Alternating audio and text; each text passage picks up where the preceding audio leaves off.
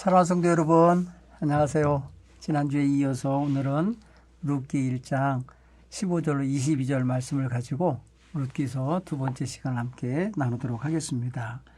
여러분, 룻기 1장 15절로 22절은 나오미와 룻이 이제 함께 베들레헴으로 돌아오고 있는 이야기입니다. 그리고 돌아왔을 때의 이 상황입니다. 이 시간 함께 우리 귀한 시간으로 삼을 수 있게 되기를 바랍니다. 우리가 지난주에 함께 룻기서의 서론 이야기를 잠깐 좀 살펴봤지 않습니까? 그처럼 룻기는 짧은 책이지만 그 안에 정말 많은 생각할 거리를 부어주고 넣어주고 있는 책이라는 걸 알 수 있어요. 특별히 사람들이 결정하고 행동하는 것 속에서 하나님이 그들의 결정과 선택을 통해서도 일하고 계시고 또 새로운 방향으로 역사를 만들어가고 계신 것을 이렇게 우리가 느낄 수가 있어요. 오늘 성경에도 보면은 나오미가 두 며느리를 다 떼어놓고 오고 싶어 하잖아요. 두 며느리를 보는 것이 아픔이라고 하고 고통이라고 그러고 괴로움이라고 표현하잖아요. 그리고 자기 인생 자체를 괴로움으로 말하라고 이름 짓고 싶어하는 여인의 모습을 보게 되잖아요. 그런 걸 생각해 보면 오늘 이야기를 통해서 다시 한번 우리 성도님들이 선택과 결정 그리고 그 속에서 하나님이 일하고 계신 또 새로운 차원의 하나님의 결정과 하나님의 일하심을 보게 되는 시간이 되면 좋겠어요. 성경을 다시 한번 읽겠어요. 제가 지난주에 다 읽었지만 지금 다시 15절로 22절을 읽겠습니다. 15절을 한번 보겠습니다. 나오미가 또 이르되 보라 내 동서는 그의 백성과 그의 신들에게로 돌아가나니 너도 너희 동서를 따라 돌아가라 하니 룻이 이르되 내게 어머니를 떠나며 어머니를 따르지 말고 돌아가라 강권하지 마옵소서. 어머니께서 가시는 곳에 나도 가고 어머니께서 머무시는 곳에 나도 머물겠나이다. 어머니 백성이 나의 백성이 되고 어머니 하나님이 나의 하나님이 되시리니 어머니께서 죽으시는 곳에 나도 거기 묻힐 것이라. 만일 내가 죽는 일 외에 어머니를 떠나면 여호와께서 내게 벌을 내리시고 더 내리시기를 원하나이다 하는지라. 나오미가 룻이 자기와 함께 가기로 굳게 결심함을 보고 그에게 말하기를 그치니라. 이에 두 사람이 베들레헴까지 갔더라. 베들레헴에 이를 때에 온 성이 그들로 말미암아 떠들며 이르기를 이가 나오미냐 하는지라. 나오미가 그들에게 이르되 나를 나오미라 부르지 말고 나를 마라라 부르라. 이는 전능자가 나를 심히 괴롭게 하셨습니다. 내가 풍족하게 나갔더니 여호와께서 내게 비어 돌아오게 하셨느니라. 여호와께서 나를 징벌하셨고 전능자가 나를 괴롭게 하셨거늘 너희가 어찌 나를 나오미라 부르느냐 하니라. 나오미가 모압 지방에서 그의 며느리 모압 여인 룻과 함께 돌아왔는데 그들이 보리 추수 시작할 때에 베들레헴에 이르렀더라. 네, 오늘 성경 이야기는 이렇게 말합니다. 오늘 이야기 속에는 계절이 나오네요. 계절. 그죠? 지난주에 읽었던 말씀에는 시대가 나왔잖아요. 사사가 치리하던 시대라고 표현했고 오늘 본문은 보리를 추수할 즈음 추수하는 계절에 돌아왔다. 이렇게 표현한 거 보니까 계절이 등장합니다. 여러분, 요 보리 추수할 때가 언제입니까? 바로 맥추절이 앞에 있고 그다음에 맥추절이 있기 전이겠죠. 그러니까 보리 추수를 그 50일 내에 하니까요. 그러니까 6월절 지나고 맥추절 오기 직전인가 아마 봄에서 초여름 그 사이에 온 겁니다. 자, 오늘 본문의 말씀에 보면은 나오미가 며느리들을 돌려보내면서 빌어줬던 복이 있었다 그랬잖아요. 여호와께서는 너희가 나를 선대한 것처럼 너희에게 선대해 주시길 원한다. 인내 선대라고 표현했지만은 헤세드라고 히브리어 하나님께서 자비를 베풀어 주시기를 원한다 이렇게 말한 거고 또 내가 너희에게 새롭게 시집가서 새 가정 이루기를 원하노라 이렇게 하는 거죠. 새 남편 만나서 위로받고 살게 되기 원하노라. 하나님이 그렇게 허락해 주시길 원하노라 하면서 뭐랄까요. 결혼으로 인해서 맺어진 관계를 해제해주는 해제해서 해방시켜주는 그런 거예요. 그러니까 어떻게 보면은 사실은 율법의 말씀으로 보면은 남편이 살아있을 동안에만 아내들은 남편의 법, 그 결혼의 굴레 속에 있게 되는 건데, 그런데 이렇게 또 어머니가 가라고 돌려보내주는 해방선언 하듯이 보내주려고 하는 것은 더더욱 그 남편 없이 된 여인들에게는 또 기회가 제공되는 거라고 생각해 볼 수 있어요. 자, 근데 오늘 성경 보면은 오르바라는 여인은 돌아갔다 그랬어요. 동서는 갔고 돌아갔으니까 너도 가라 이럴 때에 룻이 자기 민족이나 자기 고향 친정집에게로 돌아가지 않은 이유가 뭘까요? 여러분 가만히 생각해 보세요. 뭐 남편이는 있습니까? 뭐 시댁이 무슨 부자이길 합니까 지금? 그렇다고 해서 지금 굉장히 무슨 영향력이 있는 위치에 있길 합니까? 여러 가지로 보면 지금 현재 룻은 그 시어머니와 함께 남아서 있어야 될 어떤 뚜렷한 보암직스러운 그런 매력 조건은 없어요. 그런데 돌아가지 않은 두 가지 이유가 있다. 그 여인은 지금 1장 15절에 보면 이렇게 표현되어 있어요. 자기 신들, 자기 백성과 자기 신들에게 돌아가기를 원치 않은 거예요. 그렇죠? 자기 동서처럼 행동하려고 하질 않아요. 그리고 가만히 보면은 이 여인은 16절 내용을 쭉 보면은요. 아유 죽는 순간까지 어머니와 함께 있고 싶어 해요. 이건 뭐예요? 어머니에게 자기가 할 도리를 다 하고 싶어 해요. 시집 올 때 이미 결단한 것 같아요. 이 여인은 말이에요. 나는 내 가정에서 내 역할을 다 잘하리라 하는 이런 어떤 마음가짐을 가지고 시집 온 것 같아요. 그래 남편이 없음에도 불구하고 시어머니를 버리지 않고 시어머니에게 자기의 자비로운 마음, 사랑스러운 마음을 다 베풀어 드리며 섬기고 싶어하는 마음을 갖는 것 같아요. 굉장히 이렇게 교육을 잘 받은 여인 같아요. 사실 그들의 나라 모압이라고 하는 나라는요. 그 모압, 암몬과 모압은 형제 종족인데 아브라함의 조카인 롯의 자손이에요.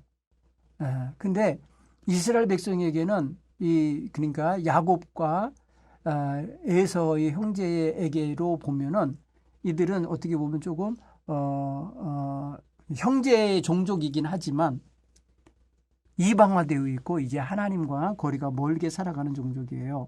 그들이 섬기는 신은 그모스라고 하는 우상이에요. 그모스 신. 그 다음에 그 또 몰록이라는 신도 그 모압 종족들에게 있어요. 그러니까 신들에게로 돌아가라 하고 여기 보면요 복수로 썼어요. 그의 신들에게로 돌아갔다 해서 신들. 그러니까 복수로 쓴 거 보면 여호와 하나님은 유일하신 하나님이지만 이스라엘 백성의 하나님은 그들에게는 잡신이 많은 거예요. 그런 신들에게로 돌아가라 할 때 나는 안 가겠습니다. 그러면서 표현한 게 어머니의 백성이 나의 백성이 되고 어머니의 하나님이 내 하나님이 될 겁니다. 그 개종할 각오를 하고 있잖아요. 그렇죠? 그런 거 보면 이 여인은 룻은 아주 지금 자신이 어머니, 시어머니와 함께 할 것을 선택한 거예요. 그 결단을 내린 거에 조금도 뭐랄까요? 이렇게 추워도 변개함이 없어요. 마음에 변도 뿌릴 생각이 없다는 걸 알아요. 이거는 시어머니 곁에 있으면서 시어머니를 보살펴 드리고 봉양해 드리고 싶은 마음을 그대로 품고 있는 거예요. 그래서 어머니가 가는 곳에 나도 가고 어머니 머무는 곳에 나도 머물고 어머니 백성 내 백성 되고 어머니의 하나님 내 하나님 되겠습니다. 이러면서 말이에요. 아주 하나님을 자기 하나님 삼겠다고 아주 단호하게 말하는 거 보시면 대단한 거죠. 결국 여러분 16절이 그거예요. 룻이 여호와께 대한 신앙을 어떻게 고백했냐? 말 그대로 어머니의 하나님이 나의 하나님 되실 겁니다. 여호와 하나님이죠. 어머니가 섬기는 하나님은 여호와 하나님이시거든요. 그 하나님 나의 하나님이 되십니다. 이러면서 어머니가 믿는 하나님을 자기 하나님으로 고백하며 받아들이고 있다는 거예요. 여기서 여러분 종교가 여러분 개종되고 있는 거 아니겠습니까? 그러니까 그래서 이 룻은요 어떤 면에서 보면 아주 인생이 결단하기가 제일 어려운 걸 결단하고 있는 거예요. 그렇죠? 신앙은요 거의 사생 결단하는 수준으로 결단하는 부분이거든요. 어머니가 네 동서가 그 백성과 그 신들에게로 갔으니까 너도 가라 라고 할 때엔 저는 안 갑니다. 저는요 어머니 백성이 내 백성 되는 거예요. 어머니 하나님이 내 하나님 되신 거예요. 이러면서 말이야 안 가는 거예요. 그러니까 그들의 백성, 그 백성과 그 신들에게로 갔으니까 너도 하라고 한 거잖아. 네 백성과 네 신에게로. 근데 아닙니다. 나는 어머니 백성을 내 백성 삼고 어머니 하나님 내 하나님 삼겠습니다. 이렇게 결단하는 거 보면은 이 여인은 완전히 나는 이스라엘 사람으로 살겠습니다.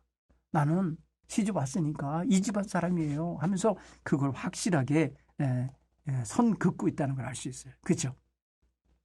자, 또 오늘 성경 20절로 21절 아주 끝부분에 보면은 나오미가 베들레헴에 도착했을 때 하나님에 대해서 어떻게 생각하고 어떻게 말하나 보세요. 이거 생각만 하는 걸로만 끝나면 좋은데 입으로 말을 했어요. 입으로 이런 말을 하잖아요. 뭐라고 표현했습니까? 아유, 안 해도 되는 이야기를 한 것 같아요. 자기 이름을 나오미라는 말이 희락이라는 거거든요. 희락이라는 게 하는데 나 희락 아니야. 나 괴로움이야. 마라. 자기 이름을 그렇게 불러달라고 하면서 자기를 나오미라 부르는 사람들에게 한다는 소리가 전능자가 나를 심히 괴롭게 하셨다. 전능자가 누구예요? 전능하신 하나님, 자기 하나님이거든요. 자기 하나님이 자기를 징벌하고 괴롭게 하셨다고 이렇게 말을 해요. 이거는 너무 하나님에 대하여 함부로 말하는 거 아닐까? 이런 생각이 들어요. 나오미는 지금 룻을 데리고 이 베들레헴에 이르러 가고 동네 사람들 떠들썩하면서 와서 환영을 한 건지 맞아주는 건지 모르지만은 나오미야 하면서 이렇게 돌아왔을 때에 자기 가슴앓이 자기의 그 이름 그 희락이라는 이름에 어울리지 않고 사랑스럽다는 그 이름에 어울리지 않게 지금 괴롭고 수척해져 있잖아요. 모든 거 다 잃어버리고 씁쓸한 인생이 됐잖아요. 쓴맛이 나잖아요 지금. 그러니까 나를 말하라 불러달라고 이러고 말하고 있는 여인의 마음속엔 한쪽에 하나님이 나를 치셨어. 하나님이 나에게 쓴맛을 맛보게 하고 계셔. 하나님이 나를 괴롭게 하고 계신 거야. 그래서 하나님과 자기 관계를 아주 달달하고 아주 행복한 관계로 말하지 않고 하나님이 자기를 아주 쓴맛 나게 만든 인생이 되게 했다고 원망조에 서운함이 담긴 토로를 하는 거예요. 이건 정말 우리 성도들이 삶을 돌아볼 때 하나님이 나를 괜시리 괴롭게 하고 쓴맛 나게 할까요? 자기 돌아보는 태도를 좀 가져야 되는데 그러질 않았어요. 나오미는 그러니까 회개하고 돌아온 게 아니에요. 이게 지금 나오미는 지금 하나님 내가 두 손 두 발 다 들고 하나님께 항복합니다 하는 그런 자세로 온 게 아니라는 걸 알 수 있어요. 어쩔 수 없이 온 거예요. 지금 객지에서 지금 자기마저도 어렵게 살다가 죽을까 봐 겁이 나서 왔는지 몰라도 지금 하나님이 자기 백성에게 양식 주셨다는 소식 듣고 돌아오고 있는 거 보면은 어디서 살아도 그냥 내 고향 가서 살아야지 하고 오는 모습인데 참 보면은 슬퍼요. 어두워요. 그죠? 여러분 19절로 21절에 보면은 나오미가 왜 베들레헴에 도착했을 때 떠들썩하게 사람들이 와서 웅성거리면서 이가 나오미야 라고 말할 때에 정말 그 나오미의 발언에 나는 마라야. 나는 하나님 나를 징벌하셔서 치셨어. 라고 하면서 너무 깊이 탄식할 때 베들레헴 사람들이 더 이상 말을 안 하잖아요. 무슨 소리야? 그게 무슨 소리야? 네 이름은 나오미야. 너 희락이잖아. 우리 잘 왔어. 여기 왔으니 잘했어. 뭐 이런 식의 이야기 위로의 말 안 해요. 자기의 어떤 그런 탄식과 슬픔에 그냥 확 젖어서 말을 하니까 베들레헴 사람들이 입을 딱 다물었어요. 베들레헴 사람. 그러니까 저 여인의 말이 맞는 것 같기도 하고 초라하기 그지없고 쓴 인생 돼서 왔으니 할 말이 없는 거죠. 그 나오미의 슬픔과 아픔이 그대로 느껴졌겠죠. 근데 그것을 하나님께 책임을 돌리고 있는 걸 보면서 또 할 말을 잃었을 거예요. 그런 걸 가만히 보면 우리가 가끔 탄식하는 사람 옆에 가서 어떤 위로도 못 해주고 그렇다고 반박하지도 않고 그냥 아무 말 없이 그냥 들어줘야만 할 때가 있잖아요. 그런 모습이라고 생각하면 좋을 것 같아요. 한번 여러분 이 오늘 본문에서 한번 좀 살펴보면 그랬어요. 나오미와 룻이 베들레헴에 도착했을 때가 사람들에게는 10몇 년 만에 돌아오는 거 아니겠어요? 그죠? 10수년 만에 돌아온 건데 관심이 되지 않겠어요? 관심이 모아지지 않겠어요? 저들 말에 해외로 가서 살고 뭐랄까, 금이환영하면 좋은데, 금이환영이 아니에요. 네? 정말 정말 초라하게, 말 그대로 실패한 인생, 좌절한 인생, 낭망한 인생, 초라하고 가난한 인생이 돼서 돌아온 거잖아요. 근데 놀랍게 그 인생이 돌아온 때가, 배고픈 인생이 돌아온 때가 언제예요? 풍성한 양식이 생기는 때, 보리 추수를 하는 시기, 그때였다고 성경은 말하죠. 여러분, 베들레헴을 떠날 때에 저들은 흉년을 피해서 떠났다고 표현했는데, 돌아왔을 때엔 베들레헴의 풍년, 베들레헴의 풍성한 추수하는 때 돌아왔다. 어떻게 보면 역설적인 어떤 그런 뭐랄까요. 자, 우리로 하여금 슬며시 웃게 만드는, 뒤로 웃게 만드는 그런 내용이 서두하고 끝부분이 이렇게 차이가 나게 만들어요. 1절에는 흉년이라는 단어가 나오고 끝절에는 보리 추수를 하고 있는 장면이 나와요. 여러분, 흉년이면 어떻게 추수를 하겠어요? 추수할 거리도 없지. 근데 흉년에 떠난 인생들이 풍성하게 곡식을 거둬들이는 보리 추수 타작하는 그 시절에 돌아왔다. 아, 이걸 보면서 자신이 떠나가 있던 그 시간이 정말 잃어버린 세월 10년, 그런 세월이 되고 있구나라는 걸 느낄 수가 있어요. 그렇죠? 오늘 그런 표현을 씁니다. 21절에 보면 여러분, 전능자가 나를 괴롭게 하셨는데 내가 풍족하게 나갔더니, 이사 갈 때, 이민 갈 때 풍족하게 갔는데 여호와께서 내게 비어, 빈손으로 비어 돌아오게 하셨다. 여러분, 여기서 보면 비어서 돌아오게 하셨느니라 이렇게 표현했어요. 돌아오게 하신 게 누구라 그러는 거예요? 하나님이 여호와께서 돌아오게 하셨다는 거예요. 그런데 풍족하던 손에 들고 나갔던 거 다 잃어버리고 없어지고 빈손 돼서 돌아온 거예요. 쪽박 차고 들어온 거예요. 이런 인생이 된 거예요. 그러면 그 다음에 뭐래? 여호와께서 나를 징벌하셨고 전능자가 나를 괴롭게 하셨다. 징벌을 하고 괴롭게 하신 것이 여호와라는 거예요. 그러면 본인이 징벌당할 짓을 한 거예요? 하나님께로부터 괴롭힘을 당할 만한 어떤 일을 했다라고 하는 게 전제가 되어지는 거 아니에요? 그게 뭘까요? 이 나오미의 마음속에 하나님이 나를 징벌하신 이유, 하나님이 나를 괴롭게 하신 이유가 뭘까? 뭘 생각하고 이런 말을 할까? 물론 결과적으로 남편 죽고 두 아들 죽어 없어진 거, 그래서 아무것도 희망도 없고 아무런 어떤 그 뭐랄까요, 본래 계획했던 거 이룬 것도 없는 인생이 됐다는 결과, 그 결과만 가지고도 그렇게 말할 수 있을까요? 그런 결과가 나오기까지 뭔 이유가 있는 건가? 하나님 곁을 떠나고 우상 숭배하는 나라로 들어간 부분, 하나님의 은총과 돌보심을 끝까지 기다리지 아니하고 자기 멋대로 판단을 속히 해서 떠나버린 거. 흉년이 오니까 우린 여기 있으면 죽어, 그러니까 저쪽 가서 살자, 이렇게 결정했던데 이게 성급한.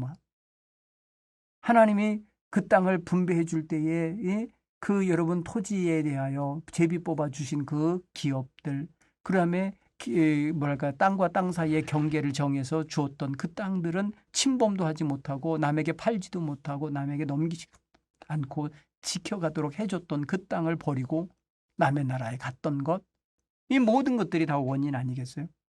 하나님을 의지하고 살려는 자세가 아니라 인간의 수단과 방법으로 살려고 한 거 아닌가요? 자기들 어떤 방식대로, 자기들의 어떤 꾀임으로, 자신들의 어떤 약삭빠른 어떤 그런 수단으로 살려고 외국으로 나간 건 아닐까요? 그 하나님 잘 섬기기 위해서 간 건가요? 아닐 거예요. 어쨌든 간에 이 인생은 자기가 굉장히 징벌당하고 있다라는 의식이 있어요. 자기가 지금 굉장히 하나님께로부터 괴롭힘을 당하고 있다고 생각하고 있어요. 이 모든 원인은 말하지 않아요. 이 원인을 분석하고 이 원인에 대하여 자기에게 책임이 있다든지 자기의 회개거리가 있다는 표현 안 쓰는 거예요. 이런 부분에 있어서 저는 나오미가 하나님의 이름은 여러 차례 부르지만은 하나님을 원망의 대상으로 모든 책임의 원점으로 삼으려고 하는 것은 잘못된 태도다. 그걸 알 수가 있어요. 여러분, 어떤 일에 대해서 책임을 하나님께 전가시키고 자기는 아무 책임이 없는 것인 양 이렇게 태도를 보여서는 아니 될 거라 생각합니다. 자, 오늘 이 말씀을 자신의 삶에 적용해 보실까요? 당신이 힘들고 어려울 때 주변의 반응 중 가장 위로와 도움이 되는 게 무엇이었습니까? 그러면 성숙한 베들레헴 공동체에서 나오미는 어려움을 당하다가 돌아온 걸 볼 때 아무 말도 못 해주고 그냥 아이고 나갔다더니 뭐 잘 돼서 온 게 아니고 저렇게 초라해서 왔네 하고 이렇게 비아냥거리고 조롱하지 않았어요. 아프고 슬프게 돌아온 여인을 남편과 아들 데리고 갔던 인생이 남편도 없이 왔어요. 아들들도 없이 그냥 낯선 이방 며느리 하나 데리고 온 그 초라한 모습을 보면서 어쩌다가 이렇게 됐냐고, 뭔 죄를 지어서 이렇게 됐냐고 이렇게 따져 묻는 사람이 아무도 없어요. 여기 보면 여러분 아무 말 없이 대해주는 거 그 자체도 어떤 면에서 보면은 굉장히 그에게 대한 배려라고 할 수도 있어요. 비난하지 않고 조롱하지 않고 손가락질 않고 그의 실패와 좌절과 슬픔을 그대로 헤아려주며 품어주는 것. 그게 가장 큰 위로가 되고 도움이 되는 우리들의 행동이 아닐까.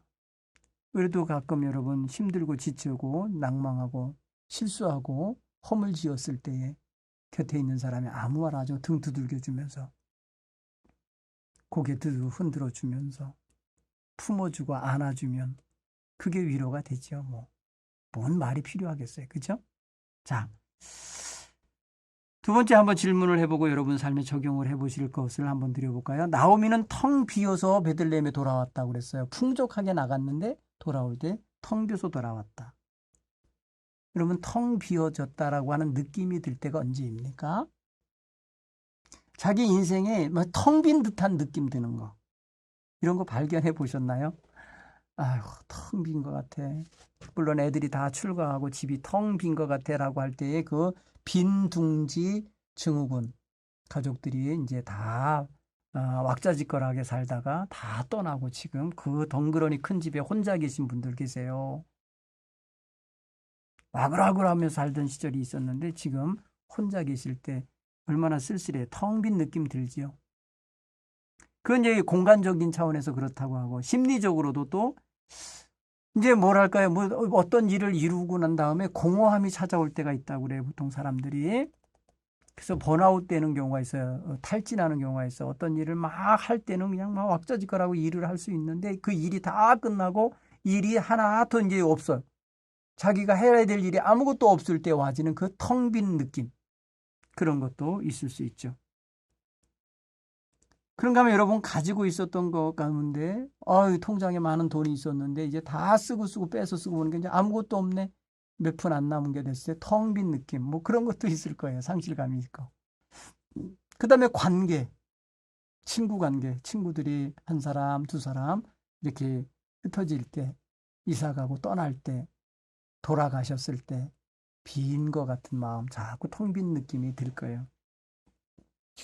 제가 전에 섬기던 교회 목사님 가운데 원로 목사님이 두 분이 계셨는데 그 가운데 한 원로 목사님이 90이 넘어서 94세에 돌아가셨는데 한 90세쯤 됐을 때에 저한테 그러더라고. 박 목사, 내 마음이 지금 텅 빈 것 같아. 그래서 왜 그러세요? 그랬더니 친구들이 다 세상 떠났네. 내가 이제 마지막으로 남았어. 내가 죽으면 찾아올 친구가 없어. 그러시는 거예요. 여러분 오래 살아도 그런 마음이 들겠더라니까요.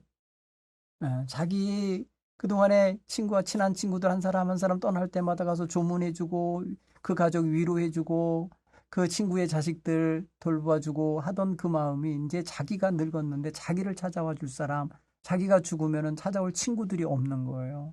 그런 것이 느껴지는 순간 나 이제부터 밖에 나가지 않으려고 그래. 그러니 당시에 제가 한 달에 한 번씩 오셔서 축도하시라고 이렇게 했는데 이제 그것도 나 안 할래 그러시더라고요. 텅 빈 느낌이 드셨는데 그 후 얼마 있다가 돌아가셨어요. 여러분 사람이 이렇게 어떤 텅 빈 마음이 들 때에는 곁에 누가 있어주는 게 제일 좋아요. 바로 나오미에게는 바로 룻이라는 며느리가 끝까지 남아 있었던 게 그 텅 빈 가슴을 그나마 채워주는 사람이 된 거예요. 여러분, 곳간이 텅 비고 통장이 텅 비고 집안이 텅 비고 하는 것은요, 웬만큼 이렇게 저렇게 해서 살아낼 수는 있는데, 사람이 없어가고 텅 빈 느낌, 자기 어떤 곁에 누가 없어서 마음에 허전함이 드는 그런 텅 빈음은 정말 정말 슬프게 돼요. 여러분, 행여라도 곁에 텅 빈 느낌이 들면 얼른 목사에게 전화하세요. 자주 신방 가고 곁에 있어 드릴게요. 여러분, 그리고 또 서로 속도원들 간에 또 선교회 성도들 간에 자꾸 통화하시면서 텅 빈 가슴을 채우시기 바랍니다. 앞으로 여러분은 무엇을 채우면서 살고 싶습니까? 오늘 이 본문의 말씀을 묵상하면서 나는 무엇을 채우면서 살까? 여러분, 이 여인은 지금 나오미는 물질, 흉년이 들어서 나갔다가 아무것도 남긴 것 없이 정말 자기 인생 풍족한 것 가지고 나갔다가 텅 비어서 돌아왔다고 표현하는데 그 인생 이제 앞으로 뭘 채워야 될까요? 성경을 가만히 보면 나오미는요, 뭐 물질을 채우려고 애쓰지 않아요. 그런가 하면 무슨 뭐 옛날 친구 더 다시금 친구들 만나려고 친구들 만나러 이 집 저 집 다니고 있는 이야기도 안 나와요. 그럼 집에만 있는 여인이 돼요. 근데 뭘 채우기 싶어해요? 아들들이 다 죽고 없는 그 집에, 대가 끊긴 그 집에 믿음의 대가 생기기를 원하는 열망은 하나 남아요. 그게 남아요. 사랑하는 성도 여러분, 여러분들은 앞으로 무엇이 연결되고 무엇이 채워지고 무엇이 남겨지게 됐으면 좋겠습니까? 행복한 가정 문화 이루시고 행복한 자손들 많아지시고 행복하게 하나님 잘 섬기는 신앙이 풍성한 가정 되기를 늘 소원하시기 바랍니다. 인생이 많이 비어져 가고 많이 이제 이렇게 축소되어 가고 있지만 그래도 주님 안에서 얻는 기쁨이 풍성해져 가기를 바랍니다. 그리고 하늘 소망이 풍성히 채워지길 바랍니다. 하나님의 도우시고 위로하시고 채워주시고 돌보시는 그 은총의 손길이 많이 닿는 여러분의 삶이 되기를 바랍니다. 그래서 여러분, 노년이 되어도 외롭지 않고 노년이 되어도 여러분의 삶 속에 하나님이 함께 하시는 은총이 늘 임하는 그런 인생들이 다 되시기를 간절히 바랍니다. 오늘 이 과에서는요, 두 번째 시간에서는 텅 비었던 삶, 텅 비어져서 돌아온 삶, 그 나오미의 인생을 이제 하나님이 어떻게 채우실지 소망을 갖고 또 이렇게 말씀을 묵상했습니다. 그 곁에 찾아와 준, 함께 있어준 룻이라는 여인이 이 여인의 그 텅 빈 가슴을 채워주는 좋은 마중물 역할을 할 거라고 생각을 할 때 너무너무 잘 따라온 그리고 잘 곁에 있어준 며느리가 되지 않았나 이런 생각이 듭니다. 오늘 말씀을 통해서 여러분의 인생에 고난이 있고 낙담이 있고 괴로움이 있고 또 실망이 있을지라도 하나님이 함께 하시면 다 극복되고 회복될 것을 믿으시기 바랍니다. 텅 빈 삶 속에 하나님의 은혜로 채워지기를 소원하시기 바랍니다. 하나님의 사랑과 넘치는 그 자애로우신 하나님의 눈길, 축복의 손길이 함께 채워지는 인생들이 다 되기를 간절히 축원합니다. 감사합니다. 다음 주에 뵙겠습니다.